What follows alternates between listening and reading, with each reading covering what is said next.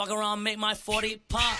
Alright guys, Boruto episode 223. Alright guys, this episode right here is essentially what we thought it was. If you guys didn't necessarily see a couple of videos ago, I did make a video basically detailing the staff behind this episode and saying that it was going to look good, and definitely did look good. I didn't necessarily expect it to be absolutely insane, but definitely expected it to look good. This episode right here is definitely entertaining. The Inojin pack is in the air. Kakashi's son turns out to actually be legit. Amada gets kidnapped, and somehow I feel like it's Konohamaru's fault. But first thing that I do want to get to is going to be Inojin versus Hakuki. This battle right here was essentially the first time that we were going to actually get to see Hakuki fight, and I have to give it up. This man definitely did not disappoint. Now, I do want to definitely point out Inojin isn't necessarily the strongest amongst his own class, but you still do have to give Hakuki the credit. Now, the earth style that Hakuki did actually use was absolutely insane. I mean, when he first used it, it actually looked like a Chunin earth style juice. If you guys do recall, back in the 4th grade Shinobi War, you seen one earth style user literally change the whole setting of the actual battlefield, and that's exactly what Hakuki did right here.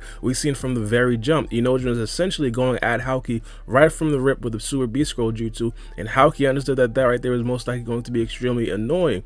Hakuki went straight to actually revert the whole setting of the Chunin exam to a setting that he knows very, very well. But I definitely do have to criticize Inojin real quick. Inojin is definitely not a smart ninja. He's definitely not a smart ninja. The reason why I say this is because he used the Super Beast Scroll Jutsu at first extremely inefficiently. Like, he didn't necessarily have a plan, a rhyme, or a reason behind using his Super Beast Scroll Jutsu. Even though it wasn't actually getting to Hakuki and Hakuki was actually forced to use his earth style, it still drained a lot of chakra from Inojin, and we've seen that affect him later on in the battle. I personally believe that back in Naruto Shippuden, every single time that we did see Sai use the Super Beast Scroll Jutsu, he had a reason, he had a purpose behind actually using. Understand that he also, Inojin, are not necessarily like Naruto and aren't necessarily like any other Uzumaki character out there.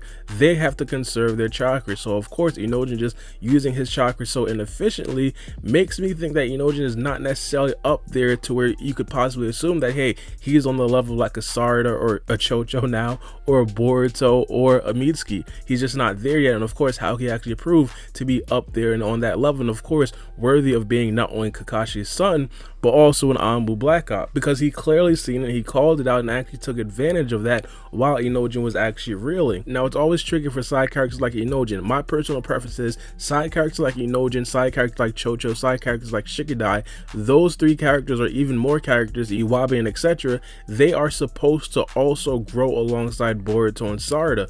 But how Inojin personally can get stronger, I have absolutely no idea. I personally believe that there is definitely a cap on the Super Beast Scroll Jutsu. Now, obviously, we understand that he has the mind transfer jutsu as well, but I personally believe to actually go on like an S tier level above Sai, to actually surpass Sai, I don't really see a clear way of Inojin actually doing it unless he actually sharpens up a lot on his taijutsu ability. Now, of course, I do have to point out, because we're in the age of Boruto, there's definitely a possibility that he does indulge in some scientific ninja tech. If that is actually the case, I'm pretty sure that he could possibly surpass a character like Sai, but I personally believe that just Super Beast Scroll Jutsu and mind transfer isn't necessarily going to get Inojin on that next level that Boruto, Kawaki, and Sarada are most likely going to reach after the time skip. Hopefully, characters like Inojin and other characters, and other side characters per se, don't necessarily fall behind too much. This right here is just my personal preference, mainly because if it's just a Boruto, Kawaki, Sarada, and Mitsuki show, it won't necessarily be as interesting as, of course, if everybody's brought up to that level as well. Now, of course, I don't necessarily expect all of them to surpass like Naruto or Sasuke,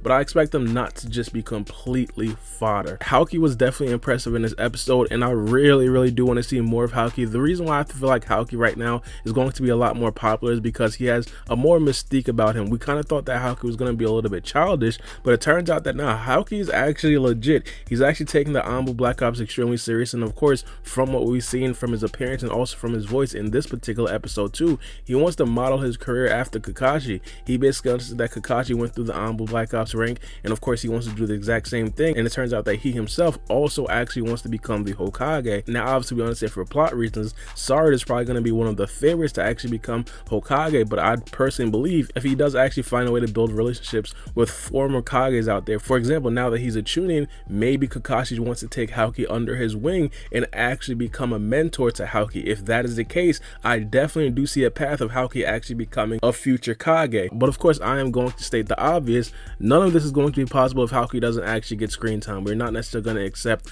just a random character getting the Hokage spot over a character like Sarada if this person really just doesn't have any screen time. Of course, we can understand that a person is as strong as possible, but if he doesn't really get the screen time, no one's really going to respect the characters. And just for me personally, just because of the fact that he looks like Kakashi a lot, I would definitely want to see Hakuki in a couple of other episodes in the future. Now, another thing that I definitely do want to talk about has to be the fact that the kidnappers actually did come in and take Amato. My goodness, this right here is just a huge shock. As soon as Naruto turns his eye, as soon as Naruto goes to the Chunin exam, this man Amato gets completely kidnapped. Now, I have been in the camp for a very long time that I personally believe that Amato knows how to fight. I don't necessarily think that Amato is completely fine or he is just a weak scientist like he wants to portray. So I personally believe that it wouldn't necessarily be out of the realm of possibilities if this right here may actually be in Amato's actual plans. Now, one of the things that we do have to take into consideration specifically with Amato is the fact that he may have actually seen Boruto and the rest of everybody else actually looking at him, and because of that, he didn't necessarily want to actually show his abilities to Boruto and the rest of the Genins. Now, specifically, I do want to point this out. It still wouldn't necessarily cover the fact that Amato was taken from the Hidden Leaf Village and brought to the actual train and now gets thrown onto the train. So this right here is definitely confusing. Now, I do want to point this out. I don't necessarily consider this Chunin exam filler because obviously we do understand anybody who actually does turn Chunin in this arc is Chunin forever. This right here is not filler, but regardless, I didn't necessarily think that a lot of plot would be furthered in this specific arc right here. Now, if you're going to tell me that Amato is going to be legitimately kidnapped, this right here may actually be something extremely serious where Naruto has to get involved, where Sasuke has to get involved, Shikamaru and other characters such as that, and potentially some remnants of the Kado organization may actually show up. Now, I'm not necessarily going to completely say that right there is definitely going to happen,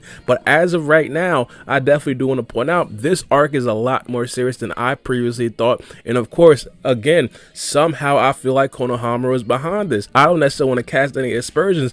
I'm just saying I wouldn't be completely surprised if Konohamaru was the person behind actually protecting Amato while Naruto was out viewing the Chunin exam. But I definitely want to know what you guys think about this in the comment section below. Make sure you guys hit subscribe. I'll talk about Boruto damn near every day or every other day. It's me, your boy, and we out. It's a knife.